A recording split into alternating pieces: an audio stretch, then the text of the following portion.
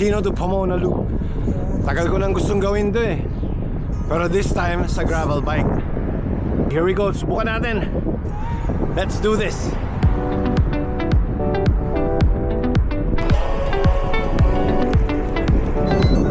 So papasok na tayo ng Pomona, galing tayong Chino Hills. Ito yung Pomona Cemetery.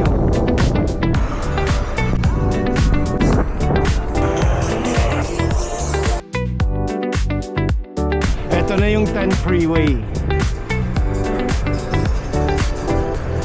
Sa ibabaw. Nasa Laverne na tayo, tingnan mo ang ganda.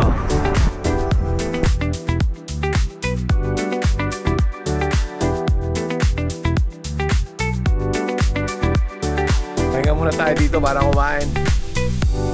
Pinarada ko dun yung bike.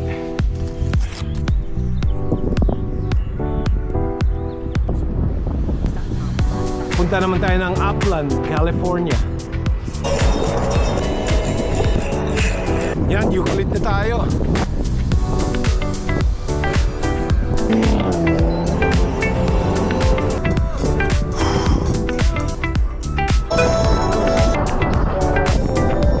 At dito po nagtatapos yung ating medyo pinaka long ride ko sa gravel bike na to. Ang observation, apakabigat.